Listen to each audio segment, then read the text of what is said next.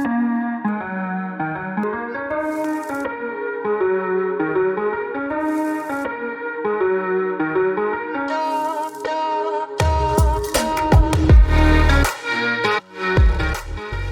guys, welcome back to another episode of Dynasty After Dark. I'm your host, Calvin Timms. You can find me over on Twitter at TDC_Calvin.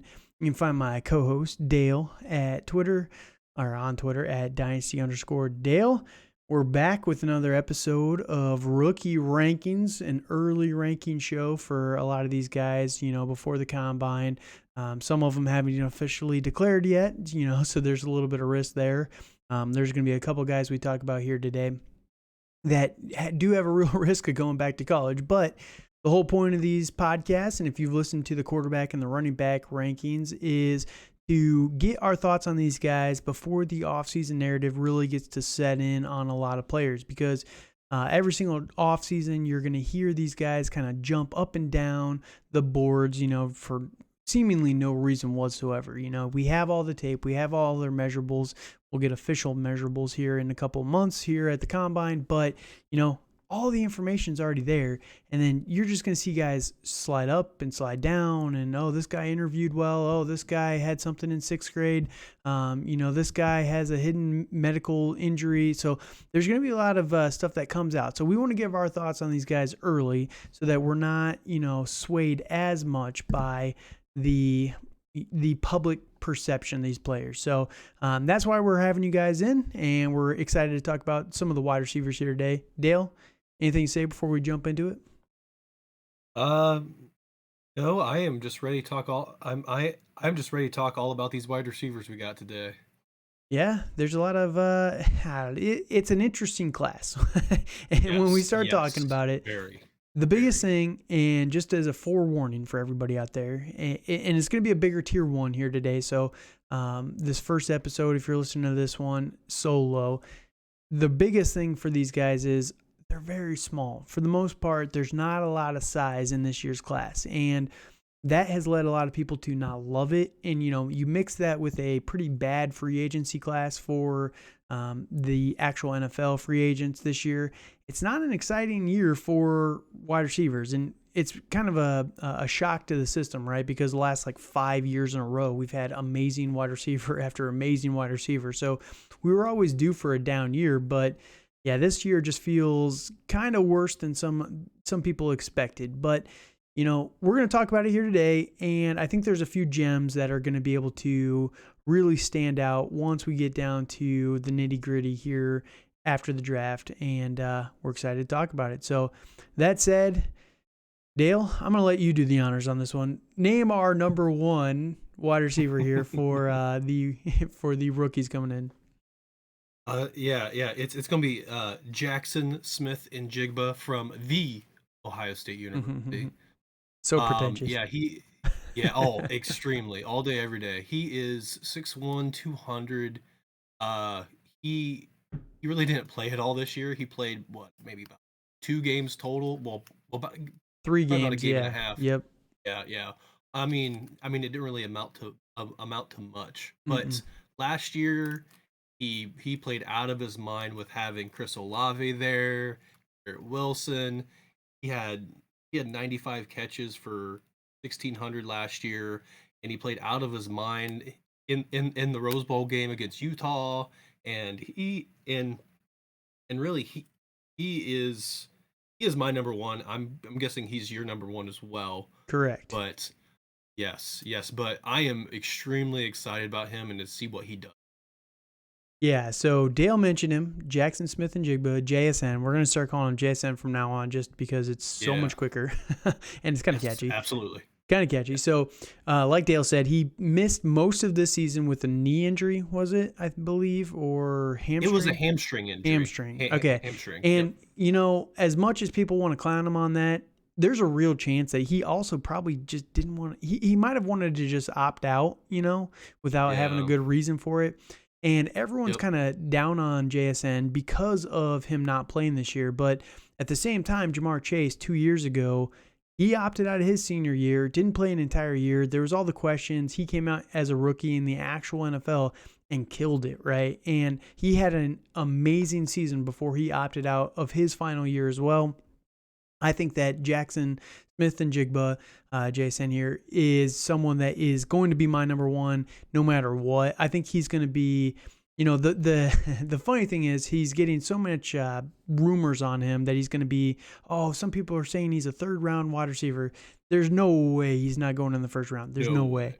It's just he's too good. And what Dale talked about was last year he played with Garrett Wilson, he played with Chris Olave, and he was the best wide receiver on the team. He played, and who was he? Marvin Harrison Jr. was also on the team. Yep. And the other guy, Mbiki. Emeka Egbuka. That guy. Emeka Egbuka. That's going to be a tough one next year for me. Extreme. But you had 5 probably 1st round wide receivers in the actual NFL, and he was the best one out of all of them. So JSN is someone that is very, very talented, and you can see the stats from his sophomore year. Didn't play in his junior year. I'm not concerned about it. I don't think the NFL is concerned about it. Honestly, realistically, my anticipation for him is a link up with Justin Fields. That would be the best case scenario for him. I think it's a real possibility as well. You've seen all these prolific wide receivers go pretty early the last couple of years. Jamar Chase was the number 5 overall pick. Jalen Waddle was number 7, that exact same draft class. Last year you had some pretty high guys as well. Drake London was number 8. Was there someone in front of Garrett Wilson was number 10? Was there somebody in front of those guys that I'm missing? I don't believe so. I think Drake London was number 1 at 8. So you've seen these guys go pretty high. And if Chicago is trading out of the number 1 overall pick, which hopefully they do, as a Bears fan, I'm praying that someone comes up and gets Bryce Young. Let's say they trade back to 4 with the Colts, or 6 or 7. I forget the exact draft board off the top of my head. It's going to be memorized here in a couple months. But let's say they move back to about 5, 6, 7. They could get someone like JSN pretty easily. And like I said earlier, it's a bad free agency class. It's not a great rookie class in terms of those number 1 guys, and that is what Chicago needs. So that would be the best case scenario, but I don't think it matters really where he goes. I think that no matter where JSN goes, he's the safest option. He has a pretty high ceiling as well. Not tiny, and like we said, that's kind of the biggest takeaway from a lot of these guys. 6 foot, 200, pretty solid guy, and he's pretty quick as well. We'll see at the combine what he actually runs on the field. So, like you said, your number 1, my number 1, I think is going to be pretty consistent there. So, any final thoughts on JSN before we move on to the next guy? Yes, I'm just really excited to see him play again. I kind of view him as like the Chris Olave of this year's draft. Like he's just solid. Like he runs really good routes. I think the biggest thing that is going to hurt him is maybe his speed. Like he doesn't really have really good outside speed. So they may view him more as a slot guy compared to like an outside receiver. So that might hurt a little bit, but I still think he's going to be a day 1 pick. And he's probably going to be. I honestly think he's probably going to be in the mid first round. Yeah, we'll see where he goes. I think it's going to be above that, man. With the lack of elite options in this year's class, and we're going to talk about it as we start going through all these guys. But I just think that it's going to push some of the guys like JSN and the next couple guys we're going to talk about higher in the draft than normal, because there isn't a ton. There's a lot of depth, but there's not those premier guys that we've seen in the past. So I think it's going to be pushing some of these guys up a little bit higher, but we'll see here in a couple months. This year's draft is going to be wild, and we're going to do a mock draft here in a couple weeks probably. We'll do a real NFL mock draft and then a rookie mock draft too. Maybe that'll be a fun week there. But we'll figure something out. But it's going to be fun for sure. So Jackson Smith and Jigba are number 1 here.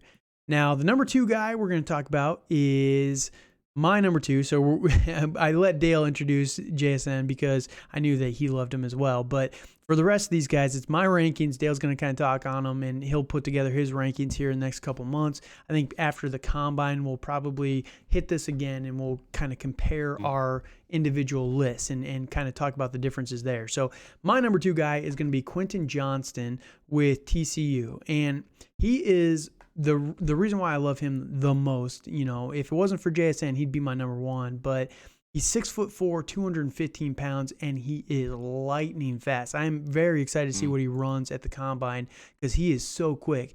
You look at the breakdown of all the pro analysts, the scouts, and all those guys, and what the biggest strengths and weaknesses of Quentin Johnson is. They say that you get him down the field, he's like a burner at 6'4", 215 pounds, which is crazy.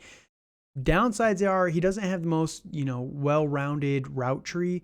That's something you can kind of pick up in the NFL. That was the same thing that they said about DK Metcalf, and look at him. He's just fine, right? He was a burner as well back in college. He's a physical freak, kind of like Quentin Johnson is, and he makes it work, right? So DK Metcalf 2.0 here in Quentin Johnson.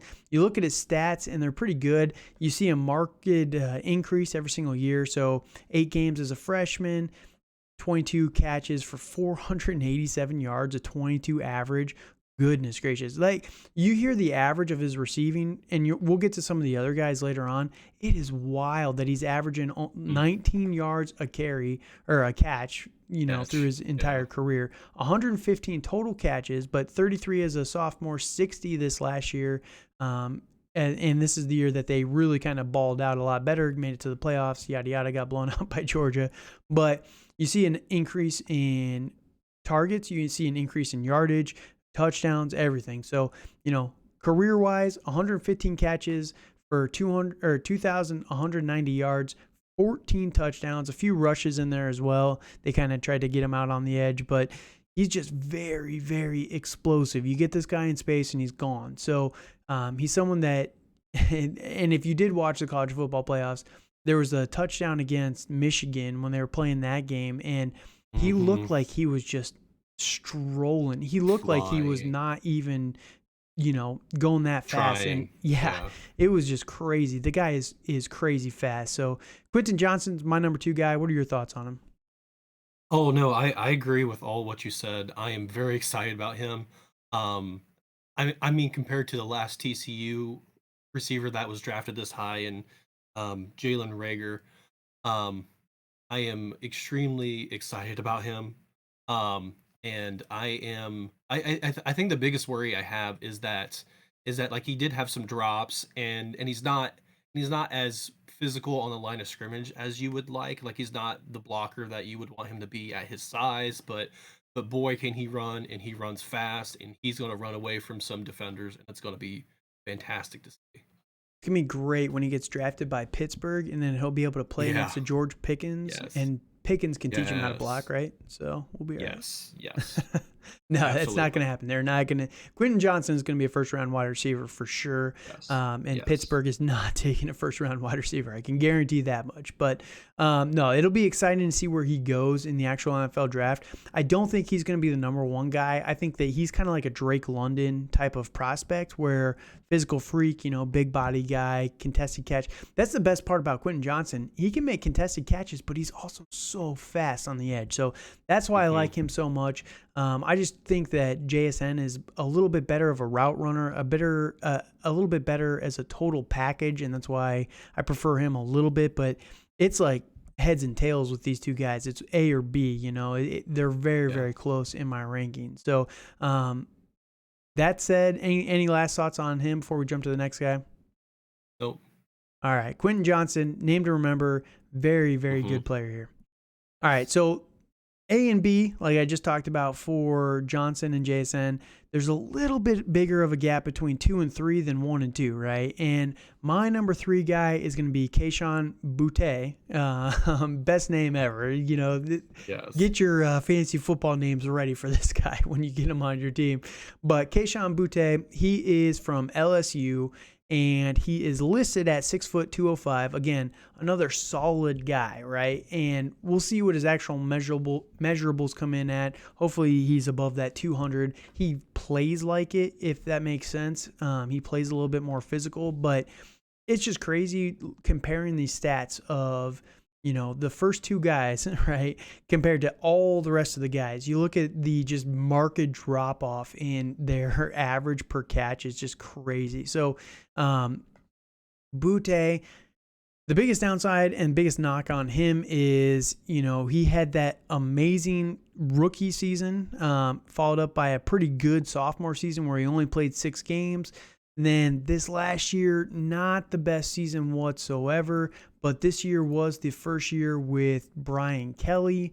Lost Ed O, Coach O, whatever you want to call him. So it seems like when Brian Kelly came into the team, they really started to not go to Boutte as much. They didn't make him the featured option in the passing game, and it was just not a match made in heaven, to say the least. There was a reason why Boutte decided he wanted to go back to college before he ultimately committed to the NFL draft. He wanted to transfer away from LSU, and these are all the rumors and everything, that he wanted to transfer away from LSU and go somewhere where he could just showcase his senior year, kind of like Chris Olave, where, just have a solid year before he came to the NFL. And I know people can get caught up in recency bias and everything like that, but Boutte, to me, you look at his first 2 years and what he was able to do there, that is more the story of what he's going to be able to do versus this last year.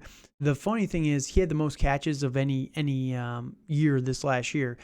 45 as a rookie, 38 as a sophomore, and then 48 this last year. But second lowest amount of yards of the 3, and the lowest average per catch, lowest amount of touchdowns this year. He had 14 in his first 2 years combined, only 2 this year. So it's just, it was a big difference between this one and the last couple of years. So Boutte is someone that I like a lot. If he's probably going to end up being a round 2 wide receiver. I think that he wasn't able to show enough this final year to push himself into the first round. But to me, I think that he's definitely worth it value-wise. What are your thoughts on him? I do agree on the value. I mean, I am worried about what happened at LSU, and I'm always worried about these like rookie diva wide receivers that think they're the best thing ever. I do worry about that because they're gonna get humbled quick. True.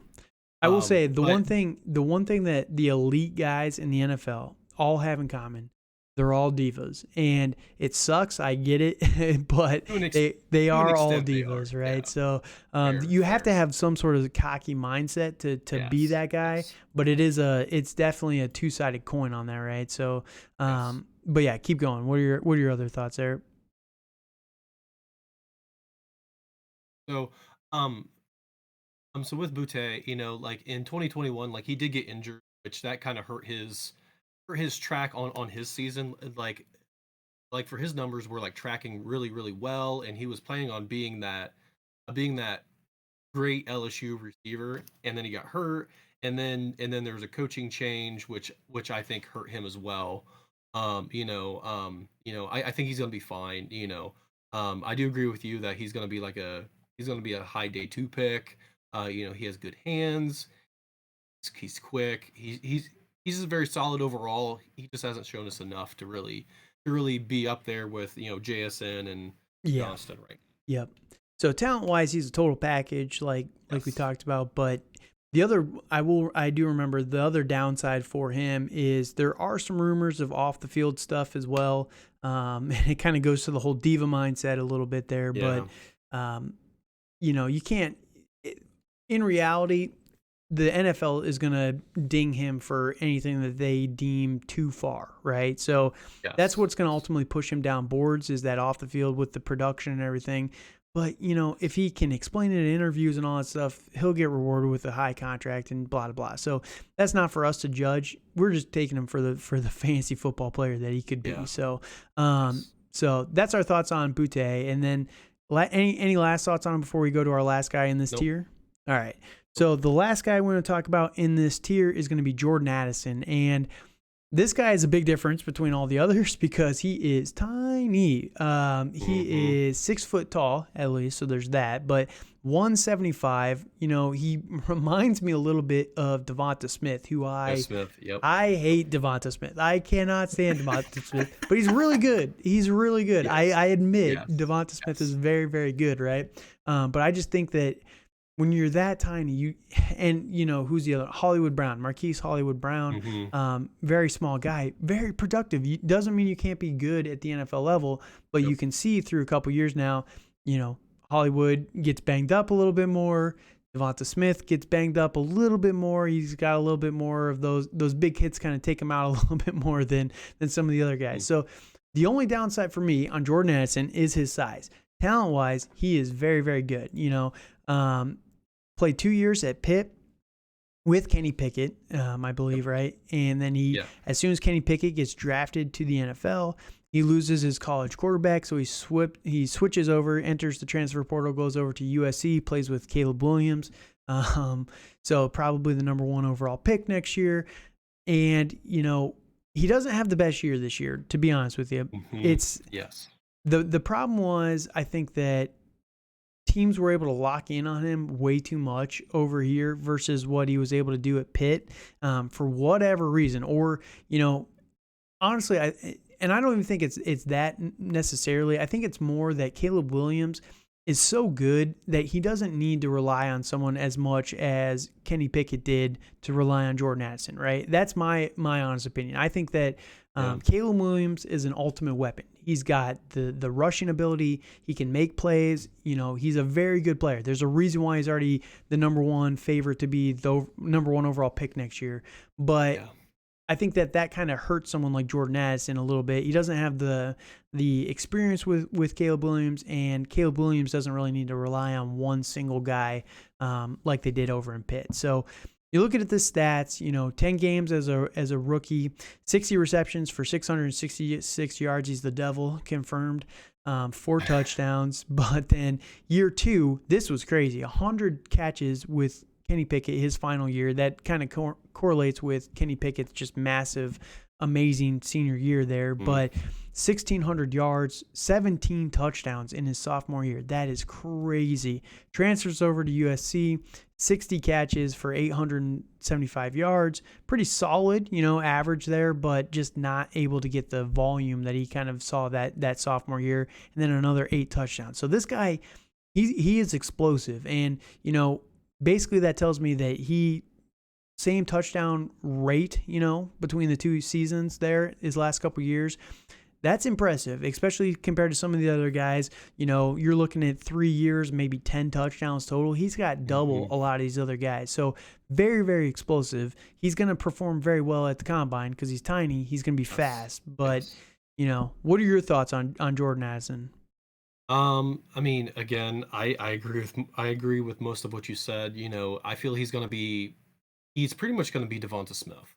He's going to be that slot receiver that's very quick. He's pretty good with his hands. I am worried about how he's going to do when he actually faces NFL type cornerback talent and being able to go against those guys in man coverage and in getting pressed and stuff like that. So that's where I'm really worried about. I don't necessarily think his hands are as good as they should be. Like, he did have some drops, and he does really kind of catch the ball with his body sometimes. But other than that, like the dude's fast, like he has an eye for the end zone. So I'm excited to see what he does, but he's definitely, I feel I'm starting to see him kind of fall down my list. Like I'm more shocked he didn't have a better year with Caleb Williams, and I understand the drop off, but he had quite a significant drop off from Kenny Pickett to Williams. So I'm a little worried about that trend. But honestly, like, I think he'll be fine, and I think he'll produce for fantasy and for real life football. Yeah, and you look at USC, the biggest thing with them is it just looked like they spread the ball around a lot to a lot of different people. He was number 1 with 59 attempts or 59 receptions last year, but 50 for for number 2, 40, 39, 25, 21, 20, 17, 16, 16, 15. Like, they just spread it out to 12 guys had double digit receptions last year. So, that's the one thing I get it with him. But I don't want to let him fall too far down my board just because of that. Yeah. When it can be, Right. like I said, I think it people are overlooking the transfer, right? Everyone's transfer nowadays, and you kind of expect these guys to be really good, but wide receivers and quarterbacks are the number one where they need time to synergize together, right? And he was the low man on the totem pole, but he ended up being the number one target for Caleb Williams. Again, his explosive numbers, 14.8 average, 8 touchdowns with half the number of catches from 2021 to 2022. That tells me that he still has it. It just wasn't the volume really, really came down there. So good player though, and we're going to see where he goes. I think the biggest thing will be landing spot for him that might ultimately drive him down boards. If he goes somewhere where it's kind of an old school type of offensive coordinator that can't scheme him open, or he's not like a top 2 guy for the team, I'd love to see him on the Colts, for example, with an new offensive coordinator over there. I think that they could really feature someone like him in his skill set, but we'll see where he ultimately lands. He's the one that I think landing spot in this first tier is the most impactful, where the other guys are just total packages, right? So I don't think it'll matter as much for the landing spot on those guys. So that's the last guy in tier number 1 here. Any last thoughts on Jordan Addison? Nope.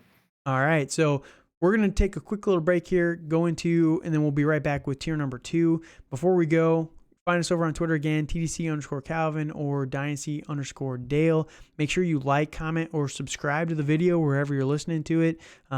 If you're listening on Spotify or anything like that, there is video on all those sources now, which is pretty cool.